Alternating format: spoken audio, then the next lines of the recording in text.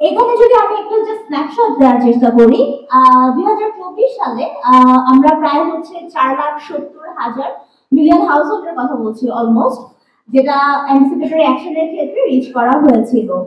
এখন আমি যদি জাস্ট একটু নিচের বটমের দিকে যাই, অ্যান্টিসিপেটরি অ্যাকশন প্ল্যান 2025, যেখানে আমরা মনসুন ফ্লাডের জন্য একটা কুইক সার্ভে করার চেষ্টা করেছিলাম। আসলে আমরা কতটা রিচ করতে পারছি মানুষের, তো অথবা আমাদের ক্যাপাসিটি কেমন রয়েছে। সেক্ষেত্রে জাস্ট 3 মাসের যে ল্যান্ডস্কেপ, সেখানে আমরা দেখতে পারি যে প্রায় 1.26 মিলিয়ন পিপলকে আমরা রিচ করতে পারি আমাদের অ্যান্টিসিপেটরি অ্যাকশনের মাধ্যমে। তার মানে এটাকে যদি আমি পুরো 12 মাসের হিসাবে নিয়ে আসি, তাহলে কিন্তু আমাদের সেই সফলতাটাও ধীরে ধীরে বৃদ্ধি পাচ্ছে। একই সাথে যদি আমি ম্যাপের দিকে তাকাই, আমরা যমুনা এবং পদ্মা বেসিনে হচ্ছে মনসুন ফ্লাড রিভারাইন ফ্লাডের জন্য কাজ করে যাচ্ছি। সিলেট, সুনামগঞ্জ, নেত্রকোনার, হাওড়ের যে অঞ্চলগুলো রয়েছে সেখানে ফ্ল্যাশ ফ্লাডের জন্য গত বছরের পরিস্থিতির প্রেক্ষিতে আমরা ফেনী এবং পার্বত্য এলাকাতে যে আকস্মিক বন্যা হয়ে থাকে তা সেখানে কিভাবে অ্যান্টিসিপেটরি অ্যাকশন কাজ করতে পারে সেই বিষয়ে কিন্তু হচ্ছে আলোচনা আসছে। একই সাথে আরো কিছু দুর্যোগের ক্ষেত্রে অ্যান্টিসিপেটরি অ্যাকশনে বর্তমানে কাজের কথা আলোচনা হচ্ছে, যেমন তাপদাহ, শৈত্যপ্রবাহ, ভূমিধস এবং একই সাথে হচ্ছে খরা। আমি যদি একটু পরের স্লাইডে যাই, তাহলে আমরা এখান থেকে কি টেক অ্যাওয়ে নিতে চাচ্ছি, অথবা আমাদের এই যে দুদিন আমরা থাকবো এই প্রোগ্রামে, আমাদের আসলে অবজেক্টিভটা কি এবং আমরা কি কি আলোচনা করতে চাই। এই যে আমরা বলছি বিভিন্ন আর্লিয়েশন প্রোটোকল আছে যেগুলো হ্যাজার্ড স্পেসিফিক, এবং আমরা একই সাথে বলছি আমাদের টেকনিক্যাল স্ট্যান্ডার্ডের কথা। আমরা সবাই একইভাবে অ্যান্টিসিপেটরি অ্যাকশনকে ডিফাইন করব, আমরা সবাই একই সংজ্ঞায় সংজ্ঞায়িত হব। তাহলে এই যে ডকুমেন্টস গুলো আছে অথবা এই যে আমাদের রিসোর্স গুলো আছে সেগুলোকে একটা কমন আমব্রেলাতে নিয়ে আসা বা একটা কমন ফ্রেমওয়ার্কে নিয়ে আসা, এবং একই সাথে আমরা যেন সবাই একসাথে কাজ করতে পারি সে একটা জয়েন্ট রোডম্যাপ ক্রিয়েট করা, যেটা হবে টার্গেট ওরিয়েন্টেড এবং অ্যাচিভেবল। আসলে থ্যাংক ইউ সো মাচ।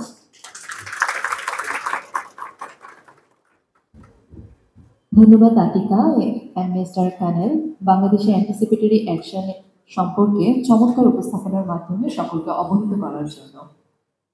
সম্মানিত সুধী, এই পর্যায়ে বিশেষ অতিথির বক্তব্য। শুরুতে আমি also like to recognize the technical working groups, the UN agencies, the humanitarian actors, development partners, NGOs, and most importantly, the local communities who have been part of this event and the work over the past 10 years. As was highlighted in the presentation, Bangladesh is globally recognized for its resilience and innovation in disaster risk management and in anticipatory action. As climate change intensifies and new risks emerge, from floods and cyclones to heat waves and river erosion, anticipatory action becomes not only timely, but it's essential. Acting before disaster strikes saves lives, reduces humanitarian needs, and protects development gains. The theme of this platform, inclusive, coordinated, and locally led anticipatory action in a multi-hazard context, reflects a renewed focus on how we must operate. We must be inclusive. We must ensure the voices of women, persons with disability, Indigenous people, and marginalized groups are heard and reflected in plans and actions. We must be coordinated. Fragmented efforts are inefficient. A harmonized multi-stakeholder approach is critical to maximize impact. And we must be locally led. Communities and the first responders building on their knowledge, agency, and leadership is essential for sustainable anticipatory action.